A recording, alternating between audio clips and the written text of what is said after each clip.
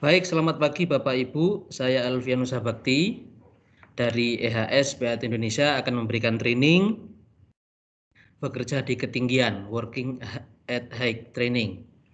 Training ini adalah training spesifik untuk semua pekerja atau semua tim yang ada di lapangan, yang ada di proyek untuk persiapan dalam pekerjaan aman di ketinggian. Baik, sebelum itu pastikan Bapak Ibu sudah mengisi absensi dan pretest sesuai dengan link yang sudah dikirimkan di waktu sebelumnya. Kemudian jikalau nanti ketika saya menjelaskan ada hal-hal yang berhubungan dengan emergensi atau terdengar bunyi alarm, tolong untuk hentikan semua aktivitas kita dan segera menuju ke assembly point atau dekat dari lokasi Bapak Ibu semua. Baik, kita mulai untuk training ini. Objek training kita pada hari ini yang pertama adalah penjelasan terkait definisi dan jenis pekerjaan di ketinggian. Yang kedua, penjelasan bahaya dan risiko bekerja di ketinggian. Penjelasan persyaratan umum yang diperlukan untuk mengontrol bahaya bekerja di ketinggian.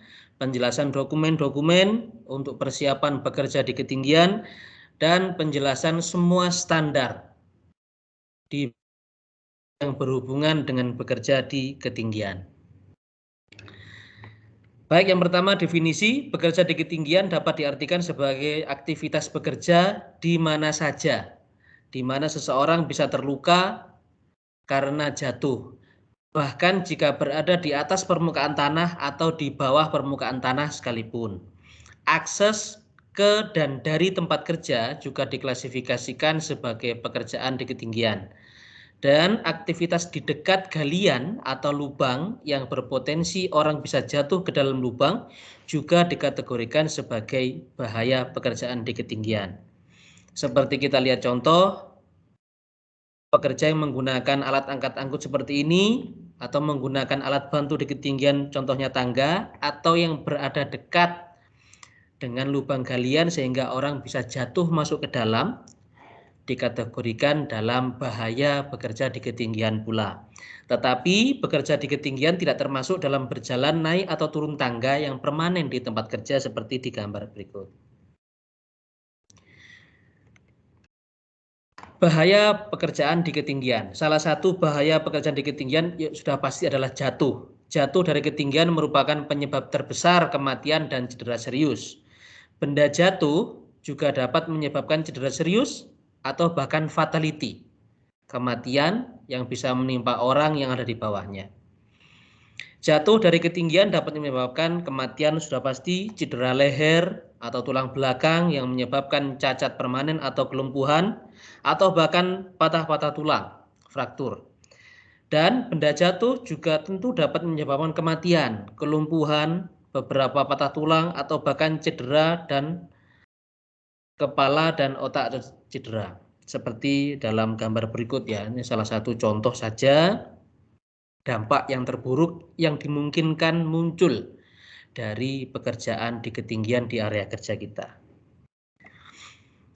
Oke, bahaya umum yang harus diperhatikan oleh kita semua ketika bekerja di ketinggian terbagi menjadi beberapa poin fokus. Yang pertama, fokus pertama terkait dengan akses bekerja di area kerja.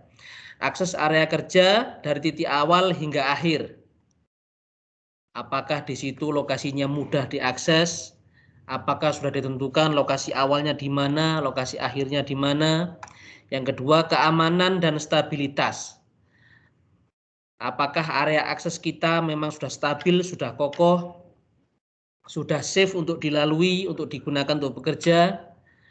Yang ketiga, kemudahan untuk digunakan. Apakah aksesnya bisa dengan mudah untuk pekerja naik ke atas? Apakah akses itu secara mudah digunakan pekerja untuk turun atau bahkan menaikkan barang atau menurunkan barang, seperti itu. Kemudian kesesuaian dengan untuk mengerjakan atau menjalankan tugas. Contohnya dengan membawa beberapa bahan material katakanlah. Apakah akses itu mencukupi ketika orang membawa alat bantu ke atas, membawa material yang cukup ke atas, apakah bisa, apakah sesuai? Itu juga menjadi poin fokus. Ini seperti contoh gambar di samping. Terlihat bahwa di area pipa sudah tersedia insulation, tapi ada bekas pijakan dari pekerja yang melintas. Hal ini menjelaskan bahwa area kerja ini secara akses bekerja kurang mencukupi, kurang sesuai, karena tidak aman, ya. Aksesnya dari awal dan akhir tidak ditentukan dengan baik, kemudian dari segi stabilitasnya juga tidak akan mendukung. Yang kedua, fokus kedua adalah stabilitas dan keamanan platform atau alas kerja atau area kerja.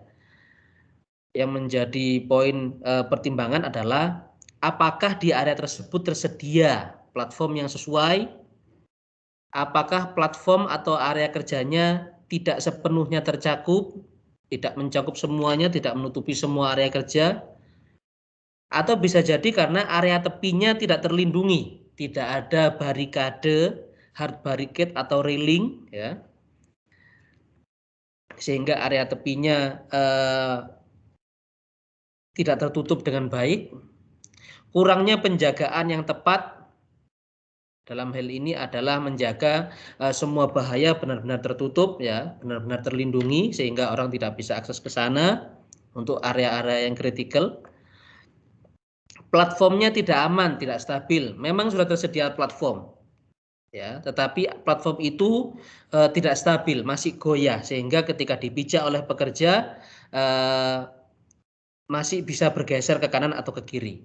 Itu juga menjadikan bahaya. Atau bahkan memindahkan platform atau alas sementara orang-orang berdiri di atasnya. Nah, ini yang menjadi perhatian. Jangan sampai kita memindahkan alas kerja tetapi masih ada orang yang berada di dekat area kerja itu atau bahkan di atas area kerja itu. Seperti contoh di samping, ini adalah orang yang bekerja di ketinggian di atas scaffolding tetapi platform kerjanya, alas kerjanya tidak tersedia sehingga dia menaiki salah satu railing. Ini menjadikan contoh pekerjaan yang berbahaya, aktivitas yang berbahaya di sini. Oke, yang ketiga, tidak menggunakan APD atau alat pelindung diri yang benar. Contohnya tidak mengikatkan lanyard, ya, bukan titik tambat yang aman seperti yang kita tahu. APD untuk bekerja di ketinggian sudah pasti adalah full body harness 2 hook, tetapi menambatkannya bukan pada titik tambatan hook yang sesuai. Titik tambatan terletak kurang atau jarak jatuhnya kurang dari jarak jatuh yang bebas. Titik tambat tidak disesuaikan dengan titik bahaya yang ada, sehingga memunculkan orang kesulitan dalam mengakses area itu, sehingga pekerja malah tidak mengaitkan full body harness-nya pada titik tambatan. Titik tambat secara horizontal terlalu jauh dari area kerja, seperti yang saya jelaskan tadi. Nah, ini adalah contoh gambar foto, ya, ini pekerja akan menaiki monkey cage, tetapi tidak menggunakan alat pelindung diri yang sesuai, dan area aksesnya juga tidak benar. Kemudian ini pekerja dari tim sivil, bekerja di ketinggian, beberapa orang terlihat tidak menggunakan APD yang benar. Fokus yang keempat adalah bahaya atap atau lubang. Nah, bisa jadi area kerja kita di ketinggian itu berada di atas atap, tetapi ada beberapa atap yang rapuh. Nah, seperti atap-atap yang lama, ya, sehingga dia tidak kokoh, bisa memunculkan orang bisa jatuh dari ketinggian. Atau atap yang terlalu miring, sehingga orang bisa tergelincir, terpeleset, bisa jatuh. Atau skylight. Skylight ini adalah bagian dari atap yang memiliki bahan material yang berbeda sehingga cahaya bisa menembus masuk ke dalam ruangan di bawahnya. Bisa jadi dengan adanya skylight ini, dari ketahanan atap itu untuk ditopangi orang di atasnya atau beban di atasnya jauh lebih berkurang, sehingga risiko orang bisa terperosok jatuh akan lebih tinggi. Kemudian adanya lubang. Nah, adanya lubang di area atap yang tidak tertutup, sehingga orang bisa jatuh. Itu salah satu fokus bahaya atap atau lubang di pekerjaan di ketinggian. Fokus selanjutnya adalah peralatan akses yang tidak stabil atau kurang terawat. kurang termaintain. Contohnya penggunaan scaffolding atau tangga atau platform atau ladder ya, step up ladder yang tidak stabil. Dia kurang kokoh ya kan, berdiri di atas pijakan tanah yang tidak stabil atau tidak ada pemeliharaan, tidak di-maintain ya, tidak dilakukan inspeksi secara berkala. Maintenance juga tidak dilakukan, tidak diperiksa dengan baik. Semua poin yang tercakup dalam device atau peralatan itu tidak semua poin itu dilakukan inspeksi. Nah, seperti itu. Ya, ini salah satu contohnya saja penggunaan tangga yang memang sudah tidak benar. Jadi tangga memang harus ditapakkan di atas tanah atau permukaan lantai yang datar, tetapi ini tidak. Ini adalah salah satu contoh juga penggunaan scaffolding yang keliru. Scaffolding dipijakkan di atasnya beberapa batu paving seperti itu. Ini menjadikan alat bantu ketinggian kita menjadi tidak stabil. Atau juga disebabkan karena bahaya cuaca buruk, contohnya hujan, angin kencang, petir, angin berdebu, ya kan?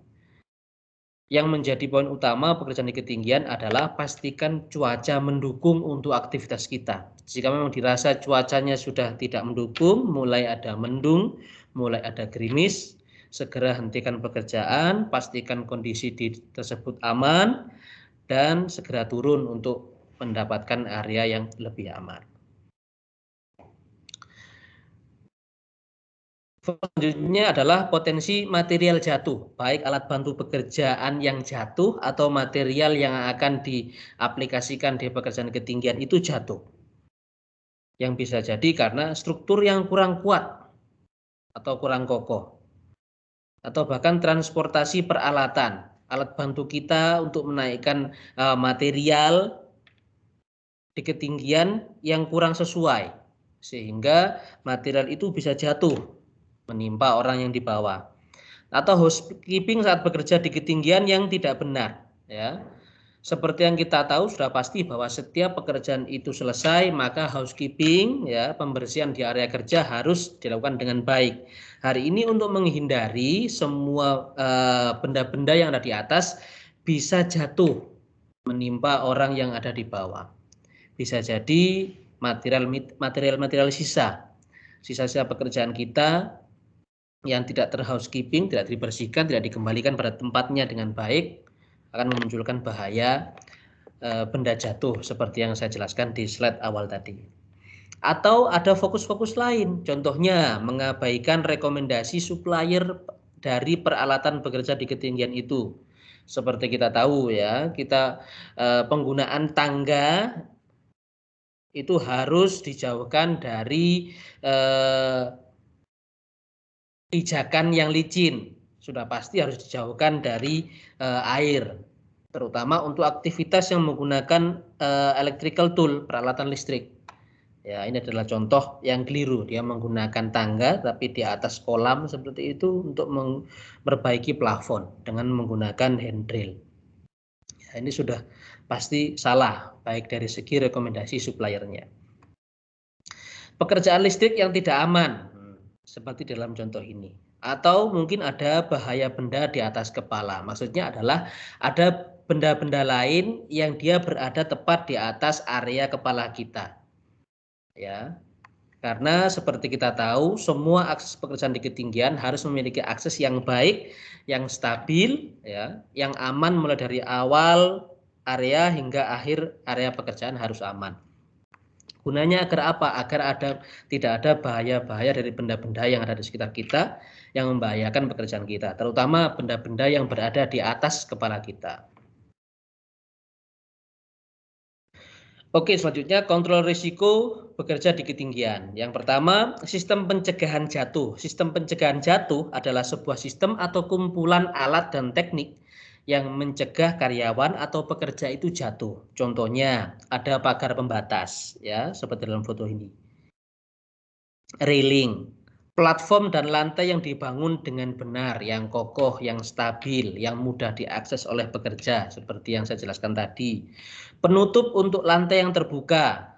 Nah, adanya lubang di area itu maka harus disediakan barikade atau penutup.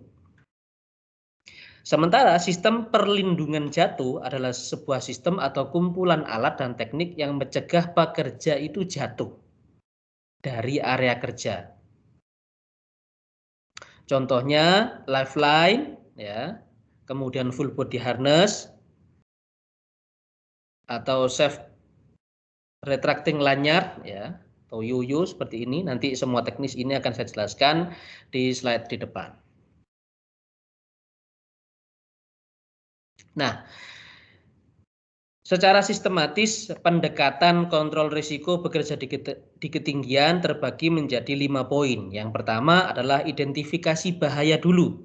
Kita harus mampu mengidentifikasi bahaya apa saja untuk semua pekerjaan kita yang ada di atas. Yang pertama sudah pasti ada bahaya ketinggian di sana. Apakah ada lagi pekerjaan kelistrikan? Contohnya pekerjaan kita berhubungan dengan listrik, ya. Atau ada juga bahaya dari cuaca. Atau ada juga bahaya yang mendukung seperti bahaya beban material yang berlebih. Nah, yang kedua, kita harus bisa menentukan nih siapa yang mungkin dirugikan dan bagaimana itu mendampak. Pekerja yang bersangkutan bisa jadi yang mungkin terpapar dari bahaya itu, atau orang-orang yang di sekitar, baik orang yang di samping atau mungkin orang yang di bawah area kerja kita. Kemudian dianalisa bagaimana bahaya tersebut berdampak kepada orang-orang tersebut. Kemudian kita mengevaluasi risiko dan menentukan kontrolnya. Analisa risiko itu berdasarkan dari keparahan dari bahaya yang bisa ditimbulkan dan keseringan dari bahaya itu. Nah, 3 poin ini semua sudah kita jelaskan, ya, di dalam prosedur kita yang berhubungan dengan risk assessment atau penilaian risiko dalam pekerjaan.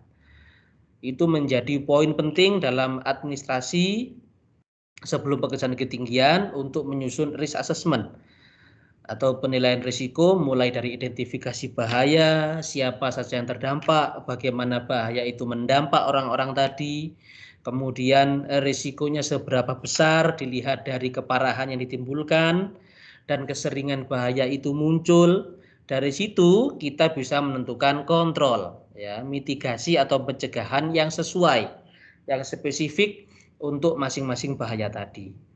Kemudian kita juga bisa merekam temuan, mendokumentasikan semua finding, semua temuan yang ada dalam bentuk monitoring compliance secara berkala. Kemudian didokumentasikan setiap temuan dan dilakukan tindak lanjut.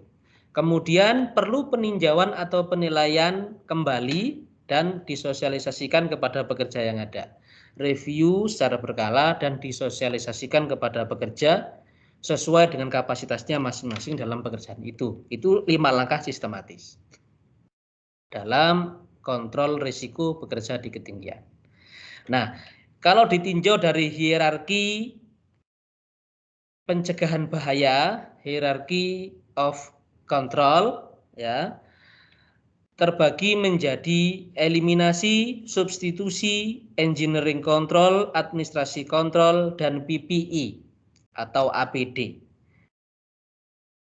Hierarki ini terlihat seperti segitiga terbalik, ya. Ini menunjukkan dari efektivitas dalam setiap prinsip untuk mencegah munculnya bahaya di setiap pekerjaan kita. Ya, secara eliminasi dan substitusi ini masuk dalam prinsip menghindari. Yang kedua, jika tetap bisa dilakukan pekerjaan itu, maka harus dilakukan engineering control dan administrasi kontrol. Kedua poin ini masuk dalam prinsip mencegah. Kemudian ditambah lagi dengan adanya PPE atau APD, alat pelindung diri, yang masuk dalam prinsip melindungi. Ya, bagaimana penjelasan itu? Seperti demikian. Dalam prinsip menghindari, dapatkah bekerja pada ketinggian dapat dihindari? Ya, jika tidak bisa dihindari, maka kita lanjut pada prinsip mencegah. Jika bekerja pada ketinggian tidak dapat dihindari, dalam artian tetap dilakukan, kita bisa mencegah risiko jatuh atau risiko lain yang muncul dengan menggunakan langkah yang tepat. Tetap harus dilakukan seperti teknis-teknis atau persyaratan yang nanti akan saya jelaskan di depan. Kemudian dilanjutkan dengan memperkecil risiko jatuh, ya kan, dengan melindungi pekerja kita dari konsekuensi yang ada dengan menggunakan APD tadi, PPI tadi, menggunakan sistem atau peralatan yang tepat. Itu masuk dalam prinsip melindungi. Oke, yang pertama, menghindari bekerja di ketinggian. Hal ini bertujuan untuk menghilangkan, karena eliminasi tadi, menghilangkan pekerjaan pada ketinggian atau menggantikan tugas dengan modifikasi proses atau memodifikasi desain. Menggantikan tugas masuk dalam substitusi. Ini menghindari. Contoh, menggunakan alat yang diperpanjang dari permukaan tanah untuk menghilangkan kebutuhan menaiki tangga. Jadi misal kita membersihkan jendela atau mengganti lampu, ya kan? Kita menggunakan alat. Menggunakan alat secara prinsip utama memang dia menghindari agar orang naik ke atas untuk mengganti lampu, untuk membersihkan jendela dengan alat bantu. Alat bantu secara teknis dipanjangkan. Yang kedua, memasang kabel di permukaan tanah. Jadi kabel yang awalnya di dalam tanah, ya kan, sehingga harus ada pekerjaan penggalian di sana, ya kan, ada orang bisa jatuh ke dalam lubang galian, sehingga dirubah kabel ini diinstal di atas permukaan tanah. Ya, itu juga sama, dia menghilangkan aktivitas pekerjaan penggalian. Kemudian menurunkan tiang pencahayaan ke permukaan tanah, ini juga sama, memperpendek sehingga area akses dari pekerja bisa langsung diakses dari permukaan tanah sekalipun. Pengumpulan ground level untuk proteksi bagian tepi, pembongkaran ground level struktur besar, ya, setelah crane menurunkan ke bagian tanah. Ini salah satu contoh saja, area akses yang awalnya di ketinggian dirubah, digantikan, dihilangkan dengan akses dari permukaan tanah. Nah, ini salah satu contoh implementasi dari prinsip menghindari tadi. Dia membersihkan jendela dengan alat bantu yang dipanjangkan, dia mengganti lampu dengan alat bantu yang dipanjangkan, atau bahkan dia membersihkan talang, membersihkan saluran air yang ada di atas atap dengan alat bantu yang juga dipanjangkan. Dia menghindari, secara prinsip memang dia menghindari untuk bekerja di ketinggian dengan alat bantu yang dipanjangkan tadi. Mencegah jatuh dari ketinggian dengan mendefinisikan solusi teknik yang baik dan dukungan dengan langkah-langkah administratif. Nah, poin ini sudah masuk dalam prinsip mencegah bekerja di ketinggian. Bagaimana cara mencegahnya? Yang pertama kita lakukan kontrol administrasi. Pastikan penilaian risiko, risk assessment, dan izin kerja sudah disusun dan disetujui. Ini merupakan langkah penting administrasi. Yang kedua, akses aman dan menggunakan alas atau platform kerja dengan pagar untuk tugas-tugas yang sering dilakukan. Menghilangkan permukaan yang rapuh, di mana area itu sering dilewati. Menyediakan lift atau alat angkat angkut yang standar atau istilahnya MEWP, Mobile Elevating Working Platform, untuk area yang tidak rutin, untuk pekerjaan yang tidak rutin dan sulit dijangkau. Penggunaan alat akses di ketinggian seperti scaffolding atau tangga, ya kan. Sistem penahan jatuh seperti menyediakan pembatas untuk melindungi orang akses ke titik kritikal. Kita memberikan pelatihan, kualifikasi, training untuk semua pekerja yang akan melakukan pekerjaan itu, ya kan. Kemudian juga menyediakan sistem inspeksi atau kontrol untuk peralatan penunjang bekerja di ketinggian. Nah, yang pertama saya jelaskan mengenai izin kerja. Izin kerja yang pertama adalah pastikan penilaian risiko atau risk assessment sudah disetujui terlebih dahulu untuk pekerjaan itu.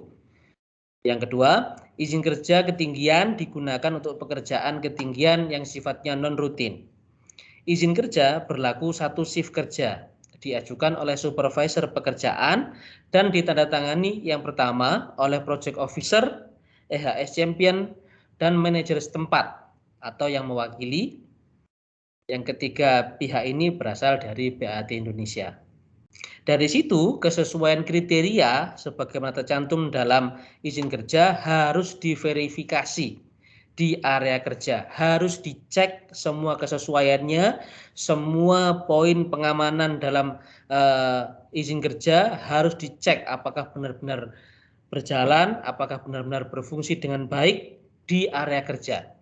Kemudian dilakukan inspeksi yang berlaku di awal pekerjaan, di tengah-tengah aktivitas itu berlangsung, dan di akhir pekerjaan sebelum permit itu ditutup atau di closing. Kemudian yang menjadi wajib juga adalah kita mesti melakukan pengecekan kondisi kesehatan pekerja dan training pekerjaan ketinggian. Jadi setiap orang harus dicek terlebih dahulu bagaimana kondisi kesehatannya, bagaimana tekanan darahnya sebelum dia naik. Kemudian dari segi kompetensi, pastikan semua pekerja sudah kompeten, bisa dan mampu melakukan pekerjaan ketinggian dengan aman dengan cara memberikan training pekerjaan di ketinggian. Nah, ini contoh kontrol teknis dari prinsip mencegah dalam bekerja di ketinggian tadi. Nah, masing-masing poin ini akan saya jelaskan mulai dari bagaimana ketika ada skylight atau ada atap yang rapuh, ya kan. Kemudian penggunaan alat angkat angkut seperti scissor lift atau man lift, ya. Kemudian penggunaan scaffolding yang standar bagaimana, penggunaan dari platform akses bagaimana, atau ketika ada atap yang terbuka, atau bahkan menggunakan alat bantu akses sementara seperti tangga. Standar yang pertama yang bisa saya jelaskan, yang pertama untuk poin bukaan atap atau bagian atap yang rapuh seperti skylight seperti ini, ya kan, atau ada atap-atap yang memang sudah usang, sudah lama. Yang pertama, jika terdapat area terbuka untuk atap atau skylight atau terdapat bagian yang rapuh, maka harus memenuhi standar berikut. Yang pertama, dilengkapi pagar dengan standar harus terdiri dari rail atas atau top rail, kemudian rail tengah atau middle rail, dan tiang vertikal. Memiliki ketinggian vertikal 110 cm dari permukaan atas rail, jadi top rail ketinggian maksimal 110 cm ke lantai atau platform atau landasan yang ada di bawahnya. Jadi ketinggian top rail ini adalah 110 cm. Yang kedua, rel atas harus memiliki permukaan yang halus sepanjang pagar. Jadi permukaan atas dari top rail ini didesain agar mudah digenggam atau berkontak dengan tangan pekerja. Kemudian untuk middle rail atau rail tengah harus ditempatkan setinggi 60 cm. 60 cm dari lantai atau platform atau landasan yang ada di bawahnya. Kemudian untuk bukaan atap yang lain, standarisasinya semua bukaan atap atau bagian yang rapuh harus ditutup, harus ditutupi. Semua penutup harus mampu mendukung tanpa adanya kegagalan teknis atau mekanis, setidaknya mampu menahan 2 kali berat karyawan, peralatan, dan bahan yang dapat dikenakan pada penutup pada satu waktu. Maksudnya adalah peralatan penutup untuk area atap yang terbuka ini harus mampu secara teknis menahan 2 kali beban karyawan atau pekerja, ya. Kemudian dia tidak boleh ada kegagalan teknis ketika harus bisa dibuka, dia harus dilengkapi dengan device pendukung penunjang, harus bisa dikunci, kalau memang bisa terbuka harus bisa dikunci kembali dengan baik tanpa ada kegagalan teknis. Kemudian semua penutup harus diamankan saat dipasang untuk mencegah perpindahan akibat angin, peralatan atau karyawan. Dipastikan dia aman ketika ada angin kencang, ya kan? Dipastikan dia aman ketika bahkan berkontak dengan peralatan lain. Kemudian semua penutup harus diberikan kode warna atau harus ditandai dengan kata cover roof opening dalam bahasa setempat, dalam bahasa Indonesia sudah pastinya, untuk memberikan peringatan bahaya. Hal ini Bertujuan agar kita tahu mana bagian atap yang terbuka dan mana penutup atap itu, agar orang lain bisa tahu bahwa bagian-bagian tersebut memang kritikal dan memang tidak perlu dipijak. Oleh karena itu perlu diberikan penandaan, bisa dengan warna dan kalimat amaran seperti ini, kata amaran seperti ini. Oke, yang kedua untuk fixed platform atau yang biasa kita kenal dengan platform akses, standarisasinya seperti ini. Yang pertama, kapasitas beban minimal 500 kg per meter persegi. Pagar standar untuk semua platform sisi terbuka. Pagar atas halus, ya seperti tadi, top rail, dan aman untuk digenggam, terletak ketinggian sekitar 910 sampai 1150 mm atau 91 cm sampai 115 cm tinggian top rail. Bentuk rel atas harus mudah didesain dan mudah digenggam. Didesain untuk mudah digenggam. Dalam artian dia harus halus dan memudahkan pekerja untuk menggenggam bagian atas dari top rail ini. Pagar tengah atau middle rail terletak kira-kira 500 sampai 650 mili atau 50 cm sampai 65 mili dari bawah rel atas. Kemudian untuk two-board, ya, two-board papan di bawah memiliki tinggi 10 sampai 15 cm. Ketinggian two-board ini harus ada dalam platform akses ketinggian 10 sampai 15 cm. Untuk pintu gerbang pegas untuk platform terbuka ke bagian dalam. Jika kita melihat ada akses gerbang seperti ini, setelah selesai tangga di bagian atas pasti ada pintu semacam gerbang seperti itu. Dia harus terbuka ke dalam, terbuka ke bagian dalam ke sana. Tiang vertikal ditempatkan pada jarak maksimum 1,8 meter dengan tiang vertikal selanjutnya. Jarak dari satu tiang ke titik yang lain di sampingnya adalah 1,8 meter maksimal. Ujung pagar harus diubah menjadi dinding atau diatur sedemikian rupa agar tidak menimbulkan bahaya lain. Maksudnya adalah ujung-ujung dari pagar ini, seperti misal di bagian tangga, maka bagian ujungnya harus didesain agar tidak menimbulkan bahaya lain. Contohnya dia bisa dibengkokkan ke bagian bawah untuk menghindari orang terbentur dari ujung pagar itu.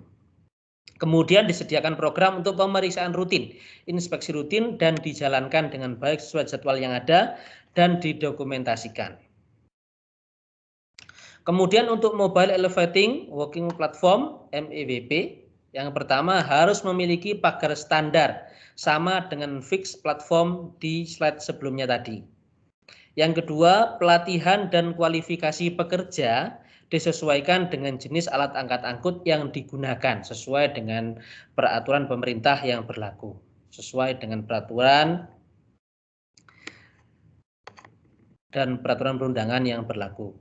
Kemudian dilarang memanjat pagar, pekerja harus tetap berada dalam batas pagar. Jadi area akses memang benar-benar dibatasi, hanya sebatas platform dari mobile elevating tersebut.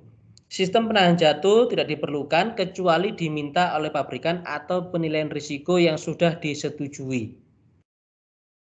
Jika memang di risk assessment menjelaskan bahwa mandatori wajib semua pekerja menggunakan full body harness ketika menggunakan pesawat angkat-angkut ini, maka harus menggunakan full body harness sesuai dengan yang tercantum dalam risk assessment. Jika perlu, identifikasi titik tambat full body harness di luar platform. Hal ini bertujuan agar ketika platform tersebut terjadi kegagalan teknis, kegagalan mekanis, orang tidak ikut jatuh ke bawah. Operator yang bertanggung jawab untuk mengarahkan semua gerakan yang diperlukan. Hanya operator yang diperbolehkan dan bertanggung jawab untuk mengarahkan dari mobile elevating ini, atau main lift ini, atau scissor lift ini. Sementara pekerja yang melakukan pekerjaan tersebut tidak dibenarkan untuk mengarahkan atau mengoperasikan mobile elevating itu. Kemudian program pemeriksaan rutin dilakukan dan didokumentasikan. Harus dilakukan pre-use check. Inspeksi sebelum menggunakan pesawat angkat-angkut tersebut. Nah, ini adalah standar dari scaffolding yang berlaku di BAT Indonesia seperti yang sudah dijelaskan dalam training general induction. Yang pertama dari atas, semua scaffolding harus dilengkapi dengan handrail, mulai dari top rail dan middle rail.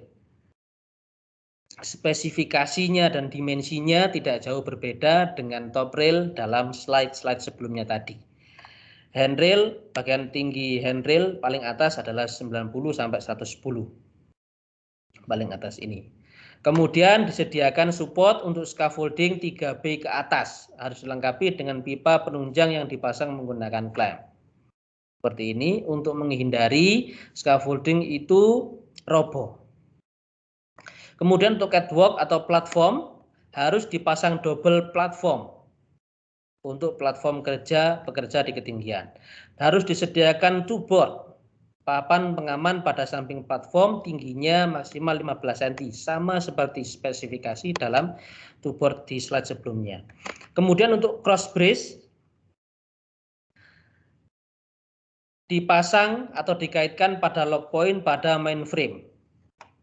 Dipastikan cross brace dalam kondisi baik, tidak patah, tidak bengkok, masih dalam kondisi kokoh. Kemudian disediakan grounding untuk instalasi pendukung ketika beraktivitas yang berhubungan dengan electrical agar tidak ada arus listrik yang bocor yang bisa mengenai atau mendampak dari pekerja yang ada di atas. Kemudian S-lock atau ties, penguat atau pengganti pipa support yang dikaitkan pada tembok. Kemudian untuk semua scaffolding yang menggunakan roda atau caster wheel, pastikan tersedia lock atau kunci yang masih bisa berfungsi dengan baik di setiap rodanya. Kemudian jack base untuk scaffolding yang tidak memakai roda diwajibkan menggunakan jack base untuk mengadjust atau menyesuaikan ketinggian scaffolding yang diperlukan. Kemudian scaffolding juga wajib memiliki ladder, tangga untuk akses semua karyawan menaiki titik area kerjanya. Kemudian dari segi mainframe, frame utama tidak boleh ada bengkok, tidak boleh patah, tidak boleh dalam kondisi tidak utuh, harus dalam kondisi baik. Scaffolding dirancang dan didirikan, dimodifikasi dan diperiksa oleh personil yang berkualifikasi sesuai dengan pedoman pabrikan atau sejalan dengan peraturan perundangan yang berlaku di Indonesia. Kemudian harus didasarkan pada pondasi yang kokoh dan rata yang mampu menopang beban yang ada. Platform harus sepenuhnya terpasang dan cukup lebar untuk pekerjaan dan akses sesuai dengan standar di slide sebelumnya tadi. Kemudian scaffolding harus dilengkapi dengan pagar pengaman sebagai platform tetap dia sesuai dengan standar di slide sebelumnya tadi. Kemudian harus stabil, kaku, dan kokoh. Pekerja dilarang memanjat pagar dan harus tetap berada dalam batas pagarnya. Tidak boleh digunakan untuk penyimpanan material dalam jangka waktu lama dan beban yang berlebih. Kemudian program inspeksi rutin dan didokumentasikan. Ini adalah tagging standar scaffolding di BAT Indonesia. Scaffolding yang sudah aman dan sudah diinspeksi secara berkala akan diberikan tagging warna hijau. Untuk yang tidak boleh digunakan akan diberikan tagging warna merah oleh petugas yang bertanggung jawab. Kemudian untuk tangga, untuk tugas risiko rendah dan durasi pendek dalam artian sementara, tangga bisa menjadi pilihan yang praktis dan efisien. Meminimalkan risiko dengan memastikan ketentuan berikut. Yang pertama, gunakan jenis tangga yang tepat untuk pekerjaan tersebut. Disarankan penggunaan tangga A, ya. Bagian-bagian tangga A yang pertama mulai dari handle, platform, step, lock, penguncinya, kemudian fence, dan non-slip fit. Dalam artian rubber biasanya di sini, karet, untuk menghindari slipnya kaki-kaki tangga. Gunakan peralatan aman yang telah disediakan, kompetensi, bisa memberikan pelatihan dan pengawasan yang memadai untuk semua pekerja yang naik ke atas, menyadari risiko sepenuhnya dari langkah-langkah untuk membantu mengendalikannya. Ya. Kemudian tangga yang hanya tujuan yang dirancang untuk penggunaan industri atau komersial. Kemudian tangga harus dilengkapi dengan tanda kepemilikan. Tangga harus melalui pemeriksaan dokumentasi secara teratur oleh orang yang berkompeten.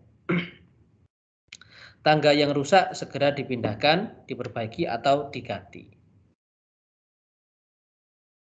Nah, untuk inspeksi tangga, sebelum melakukan penggunaan tangga harus dilakukan inspeksi sesuai poin berikut. Yang pertama, tumpuan kaki tegak lurus, tidak bengkok, tidak penyok, tidak berkarat. Kemudian tumpuan kaki-kaki tangga di sekitar titik pemasangan untuk komponen lain harus dalam kondisi baik.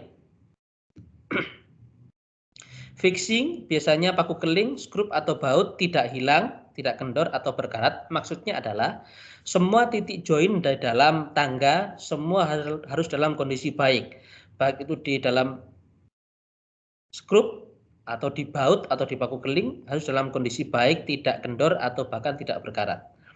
Anak tangga dan penyangganya sudutnya tidak hilang, tidak longgar, tidak aus, tidak berkarat atau rusak.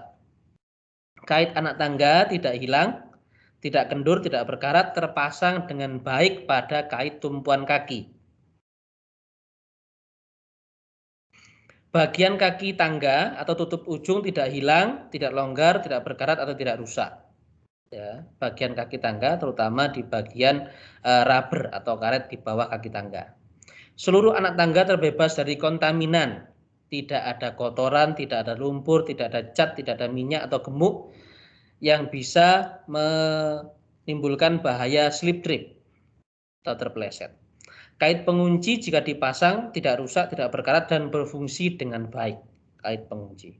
Nah, ini adalah contoh stiker dari inspeksi tangga, pengecekan alat bantu bekerja ketinggian. Jadi tangga diinspeksi setiap 1 bulan sekali oleh tim yang bertanggung jawab dari tangga tersebut. Untuk penggunaan amannya, periksa apakah kaki tangga sudah rata dan bersentuhan dengan tanah. Jangan berdiri dan bekerja di 3 anak tangga teratas, termasuk anak tangga yang membentuk bagian paling atas tangga. Ya, kecuali ada pegangan yang sesuai. Jadi jika menggunakan tangga A, tidak dibolehkan bekerja atau berdiri di 3 anak tangga teratas. Hal ini untuk memberikan tumpuan pada lutut kita untuk mendukung keseimbangan tubuh kita dalam bekerja di ketinggian.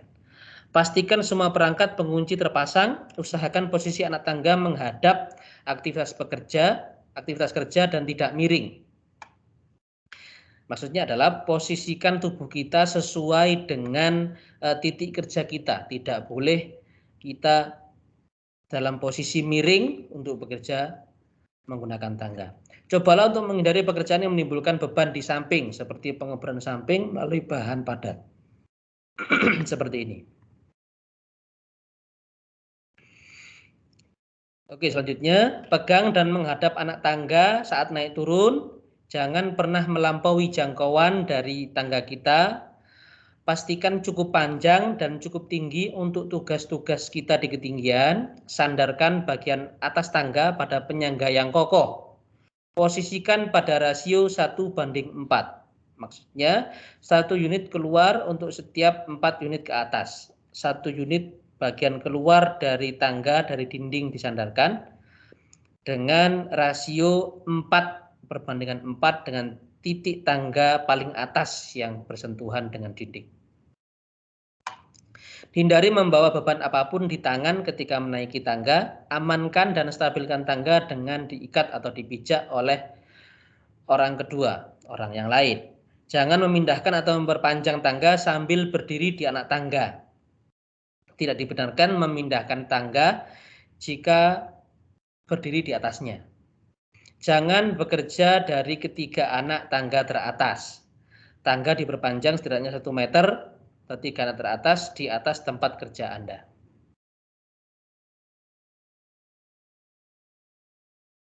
Untuk pekerjaan listrik dan menggunakan tangga, disarankan jangan menggunakan tangga logam. Karena bagian tangga logam akan bersifat konduktor atau mengalirkan listrik.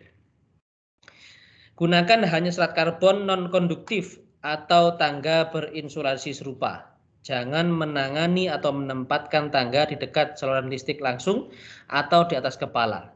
Jangan bekerja dalam jarak 6 meter secara horizontal dari saluran listrik di atas kepala kecuali telah dibuat mati atau dilindungi dengan insulasi.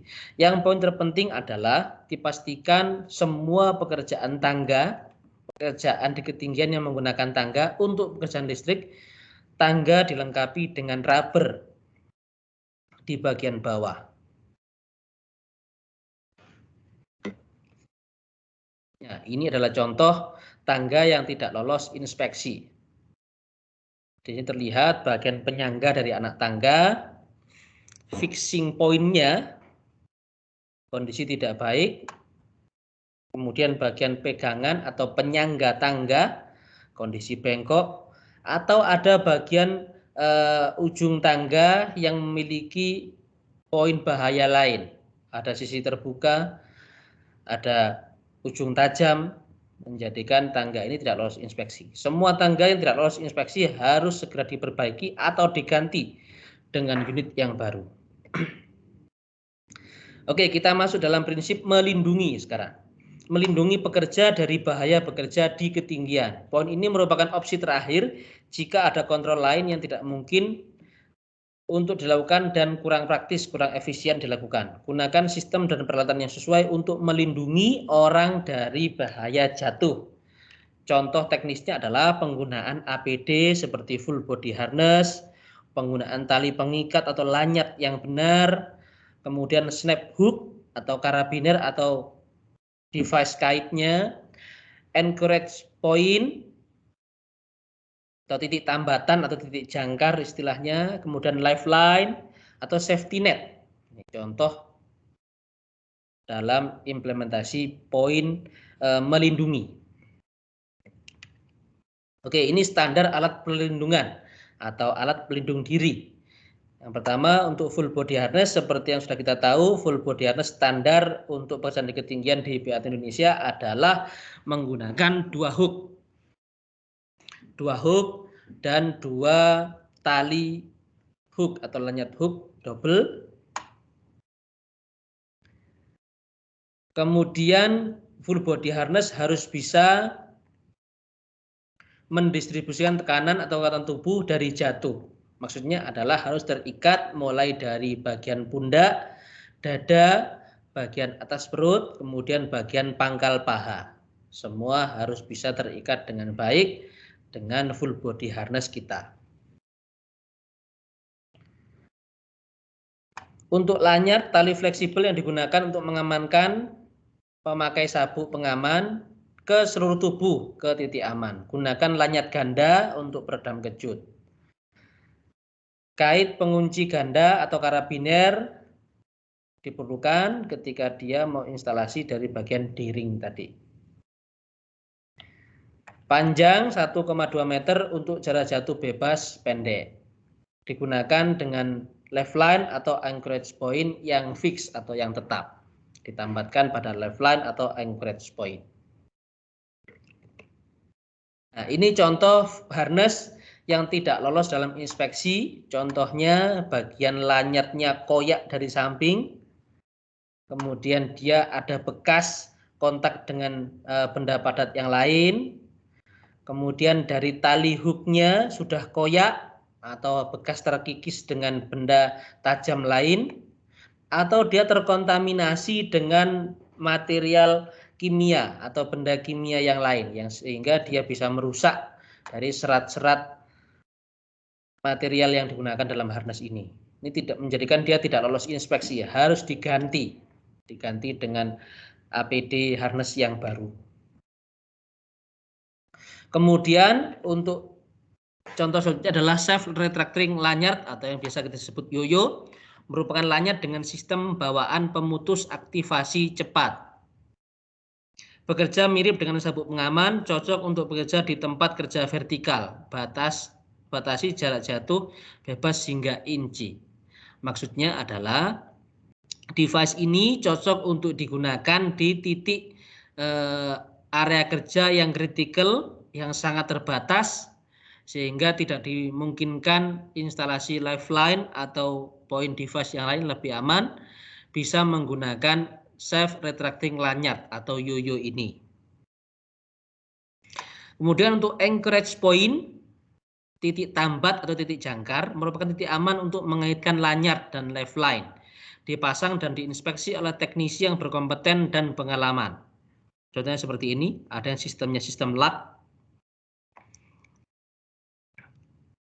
Dapat menggunakan titik jangkar sementara atau permanen, pastikan titik penjangkaran cukup tinggi untuk APD yang dipilih. Jadi disarankan anchorage point ini berada sejajar dengan D-ring, berada sejajar dengan D-ring dari harness ini atau berada di atas kepala agar menurunkan risiko pekerja jatuh karena titik jatuh yang menjadi lebih kecil. Pastikan tali jangkar diinspeksi dengan baik, tidak memunculkan bahaya terlilit. Untuk lifeline ya merupakan alat pelindungan dengan teknis tali tambatan yang terpasang di sepanjang area kerja di ketinggian seperti contoh pekerjaan di atas atap, pekerjaan di atas cable bridge untuk menambatkan full body harness seperti dalam contoh foto ini. Lifeline bisa terbuat atau terpasang dengan material kawat seling dengan diameter minimal 8 mili atau menggunakan material Carmantel rope. Ini biasa digunakan untuk lifeline yang sifatnya sementara.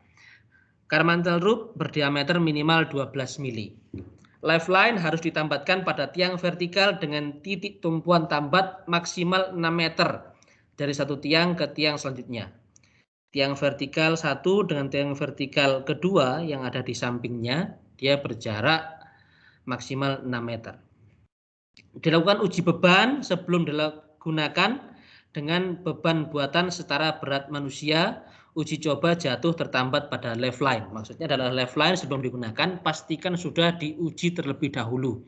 Karena lifeline adalah alat bantu untuk orang jatuh bebas ke bawah, sehingga uji beban menjadi wajib untuk dilakukan terlebih dahulu sebelum digunakan lifeline ini untuk aktivitas pekerjaan. Hasil pengujian didokumentasikan, dicatat dan didokumentasikan dengan baik. Nah, ini adalah kontrol bahaya benda jatuh. Aktivitas di atas juga tidak menutup kemungkinan ada benda-benda atau material yang jatuh. Sehingga kontrol yang bisa kita lakukan adalah yang pertama, tidak menumpuk bahan di dekat tepi. Di tepi platform kita dan khususnya tepi yang tidak terlindungi. Tutupi boarding platform kerja. Maksudnya adalah disediakan two board dari platform kerja kita. Hindari membawa material naik dan turun tangga dengan menggunakan kerekan, sabuk perkakas atau lanyard. Pastikan menggunakan instalasi yang benar. Menggunakan pelindung fisik seperti papan kaki atau two board seperti tadi. Jika risiko tetap ada, gunakan pengaman fisik untuk mencegah benda jatuh mengenai orang di bawah. Bisa menggunakan debris net atau safety net. Ini untuk menghindari material jatuh menimpa orang yang di bawah. Kemudian area yang di bawah pekerjaan harus diamankan dan diberikan peringatan ada pekerjaan di ketinggian, harus dipasang di lokasi itu. Area tersebut diawasi setiap saat bahwa pekerjaan di ketinggian sedang dilakukan. Maksudnya ada supervisor yang berada di lokasi kerja di bawah untuk mengawasi area kerja aman itu, dan ada supervisor yang bekerja di atas untuk mengawasi semua aktivitas di atas dalam kondisi baik, dalam kondisi aman.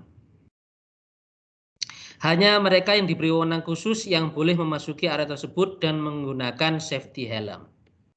Oke, ini secara summary persyaratan aman bekerja di ketinggian di BAT Indonesia. Yang pertama, secara inventory, kita mesti mendaftar semua peralatan bekerja di ketinggian dan ditetapkan pemiliknya.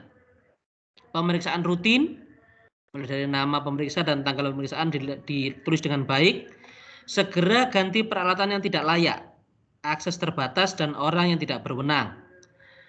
Kemudian kita juga memperlakukan kontrol itu, pencegahan itu untuk semua kontraktor yang bekerja di area premises BAT Indonesia.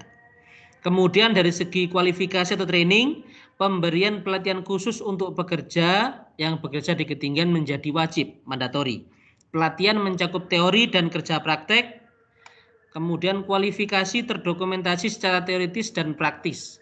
Secara teoretikal dan praktikal, kualifikasinya didokumentasikan dengan baik. Kemudian perlu dilakukan refresh training setiap 1 tahun sekali. Berlaku untuk semua kontraktor yang bekerja atau pihak ketiga yang bekerja di area premises BAT. Ketidaksesuaian dalam peraturan di atas dapat dikenakan sanksi atau penalti yang berlaku. Kemudian untuk pekerjaan rutin, daftar semua aktivitas ketinggian rutin harus sudah di-develop. Risk assessment dan JSA sudah disusun dan disetujui. Tugas spesifik bisa dibuatkan OPL, one point lesson atau JSO, dan diberikan pelatihan. Pastikan pelatihan dan kualifikasi pekerja terdokumentasikan dengan baik, termasuk untuk semua kontraktor atau pihak ketiga yang ada. Tetapkan kontrol teknik untuk menghilangkan bahaya dalam jangka panjang. Maksudnya adalah pastikan semua mitigasi disiapkan dan direncanakan untuk di masa ke depan menghindari bahaya-bahaya lain yang akan mungkin muncul dari bahaya pekerjaan rutin itu. Untuk pekerjaan ketinggian yang sifatnya non-rutin, terutama di area proyek, diwajibkan risk assessment dan JSA tersusun sebelum melakukan pekerjaan. Karena ini pekerjaan yang hazardous work. Untuk tugas yang spesifik bisa dibuatkan one point lesson atau JSO atau WI, work instruction, dan diberikan pelatihan dan training yang sesuai dengan kualifikasi pekerja dan terdokumentasikan. Kemudian izin kerja di ketinggian sudah di-approve, sudah disetujui dan ada di tempat, dilengkapi dengan QRP, Quick Risk Prediction. 100% diawasi selama bekerja oleh supervisor. Supervisor bekerja melakukan pengawasan, baik itu pekerjaan di bawah maupun di atas. Semua area pekerjaan diawasi oleh supervisor.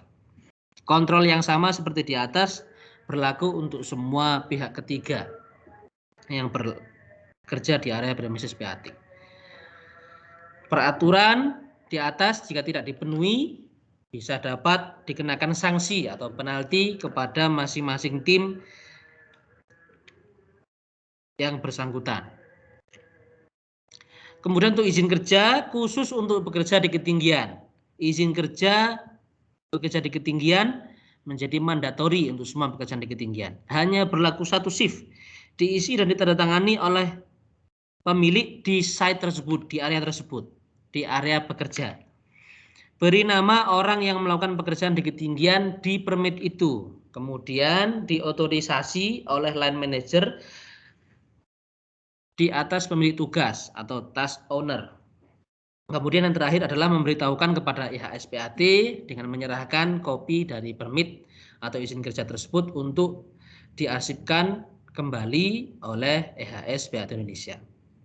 Dari segi pengawasan perilaku pekerja, yang pertama pengamatan perilaku terdokumentasikan formal untuk semua pekerjaan yang diizinkan di ketinggian.